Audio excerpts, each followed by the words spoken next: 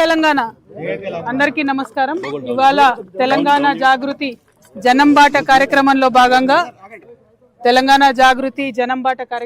భాగంగా మరి భువనగిరి జిల్లాకు యాదాద్రి భువనగిరి జిల్లాకు రావడం జరిగింది. ప్రత్యేకించి ప్రతి జిల్లాలో 2 రోజుల పాటు ఉంటూ ఆయా జిల్లాల్లో ఉన్నటువంటి సమస్యలన్నింటినీ కూడా చూస్తూ ఆ సమస్యల పరిష్కార మార్గాలను వెతుకుతూ ప్రభుత్వాలను నిలదీస్తూ ముందుకెళ్తున్నాము.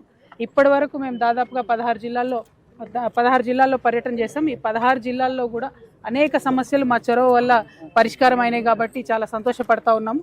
ఇవాళ మరి భువనగిరికి వచ్చినాం. రావడమే ఎయిమ్స్కి వెళ్ళినాం. ఎయిమ్స్ 2015-14 ప్రాంతంలో నేను పార్లమెంట్ మెంబర్గా ఉన్నప్పుడు కూడా చాలా గొడవ చేసి పార్లమెంట్లో నిలబడి మాకు కొత్త రాష్ట్రం వచ్చింది, ఎయిమ్స్ కావాలని పట్టుబెట్టి తెచ్చుకున్నాం. ఫస్ట్ ఇండియా మొత్తంలో కూడా ఇది బ్రౌన్ ఫీల్డ్ ప్రాజెక్ట్. ఆల్రెడీ మన దగ్గర నిమ్స్ ఉన్న దాన్ని ఎయిమ్స్ చేయడం జరిగింది. ఆ తర్వాత ఇన్ని సంవత్సరాలకు కూడా 2016లో ఎయిమ్స్ ప్రారంభమైతే ఇన్ని సంవత్సరాలకు కూడా కనీసం అక్కడ ఎమర్జెన్సీ మెడిసిన్ దొరకనటువంటి పరిస్థితి ఉన్నది. ఎవరైనా యాక్సిడెంట్ కేసు పోతే వెనక్కి పంపిస్తున్న పరిస్థితి ఉన్నది. ఆ డైరెక్టర్ గారితో మాట్లాడడం జరిగింది. అల్టిమేట్గా అక్కడ ఉన్నటువంటి ఎయిమ్స్ డైరెక్టర్ చెప్పేది ఏంటంటే, ఎవరైతే ఇప్పుడు గుత్తేదారు ఉన్నారో, కాంట్రాక్టర్ ఉన్నారో, ఆయన బిల్డింగ్లు కట్టడంలో చాలా ఆలస్యం చేస్తున్నాడు. కేంద్ర ప్రభుత్వం నుంచి 750 కోట్ల రూపాయలు ఇదివరకే వచ్చినాయి. ఇంకొక 450 కోట్ల రూపాయలు ఎస్క్రో అకౌంట్లో ఉన్నాయి. అయినా సరే కాంట్రాక్టర్ ఆలస్యం చేస్తున్నాడని చెప్పిన ఈ జిల్లాలో ఉండేటటువంటి ఎమ్మెల్యేలకు, మంత్రులకు నేను రిక్వెస్ట్ చేసేది ఒకటే, దయచేసి ఆ కాంట్రాక్టర్ అనేటటువంటి వాడు తొందరగా అది ఫినిష్ చేసేటట్టు చూడండి. లేకపోతే ఎయిమ్స్ ఉంది కదా అని అక్కడ పోయినా కూడా ప్రాణాలు పోయే పరిస్థితి ఉంది. అంత మంచి ఇన్స్టిట్యూట్ వచ్చినప్పుడు వెంటబడి త్వరితగతిన పనులు పూర్తి చేసుకోవాల్సిన బాధ్యత మన మీద ఉన్నది. ఆ తర్వాత ఇక్కడ RRRకి సంబంధించి మన భువనగిరి టౌన్లోనే, రాయగిరి ఇదివరకు ఊరుగా ఉన్నది టౌన్లో కలిసిపోయింది.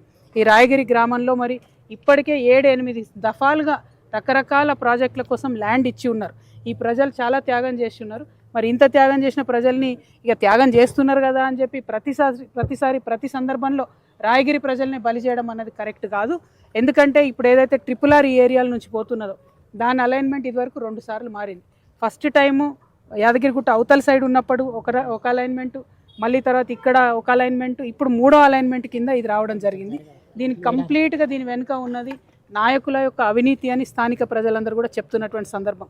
మరి ఇప్పుడు అధికారంలో ఉన్నటువంటి కాంగ్రెస్ పార్టీ కూడా ప్రియాంక గాంధీ గారిని కూడా తీసుకొచ్చి మేము RRR అలైన్మెంట్ మార్పిస్తామని చెప్పినటువంటి సందర్భం ఉన్నది. నేను ఇవాళ డిమాండ్ చేస్తున్న కాంగ్రెస్ ప్రభుత్వాన్ని, కోమటిరెడ్డి వెంకటరెడ్డి గారిని, మీ జిల్లాలో మీరు కూడా స్వయంగా కలెక్టరేట్లో కూర్చొని ఒక్క గుంట జాగా కూడా పోనీయ మీ రైతులకు అని చెప్పిండ్రు. మరి చేస్తారా లేదా? ఒకవేళ చేసేది ఉందా లేదా క్లారిటీగా చెప్పండి. ఎందుకంటే మీరు అనేక మాటలు ఇచ్చి తప్పిండ్రు, అట్లనే ఇది కూడా తప్పుతాం అనుకుంటున్నారేమో. కానీ మేమందరం కూడా వారికి మద్దతుగా ఉంటాం. రైతన్నలందరూ కూడా నిజంగా క్షమించాలి. నేను కూడా అప్పుడు టీఆర్ఎస్ పార్టీలో ఉన్నా. ఆ టైంలో మిమ్మల్ని జైల్లో వేయడం జరిగిందని చెప్పిండ్రు. మరి అప్పుడు జరిగినటువంటి అవినీతి వాస్తవానికి నా దృష్టిలో లేదు. ఉండుంటే అప్పుడు కూడా మీ పక్షాన్ని నేను నిలబడేదాన్ని అనే విశ్వాసం నాకున్నది. దానికి మిమ్మల్ని క్షమాపణ నేను కోరుతా ఉన్నాను. ఎందుకంటే రైతన్నలను బేడీలేయడము, రైతన్నలను అరెస్ట్ చేయడం అన్నది దుర్మార్గం. అది కూడా కొంతమంది ఎమ్మెల్యేలు వారి భూములను కాపాడుకోవడం, అరెస్ట్ చేయడం అన్నది మరింత దుర్మార్గం. ఆ దుర్మార్గాన్ని ఇప్పుడు కాంగ్రెస్ పార్టీ కొనసాగించదలుచుకుందా అన్న విషయం మాత్రం వెంకటరెడ్డి అన్న చెప్పాలి. ఖచ్చితంగా కోమటిరెడ్డి గారు నేను డిమాండ్ చేస్తున్నా, ఏదైతే మాట మీరు ఇచ్చారో, మీ నాయకురాలు ప్రియాంక గాంధీ ఇచ్చారో నిలబెట్టుకోండి. ఇక్కడ రైతులు భూమి సస్యమీర ఇయ్యమని చెప్తున్నారు, భూములు ఇచ్చేదే లేదు, అలైన్మెంట్ మార్చాల్సిందే అని పట్టుబడతా ఉన్నాం. మరి దానికి ప్రయత్నం చేయవలసిందిగా మంత్రి గారిని నేను డిమాండ్ చేస్తున్నాను. Thank you. జై తెలంగాణ.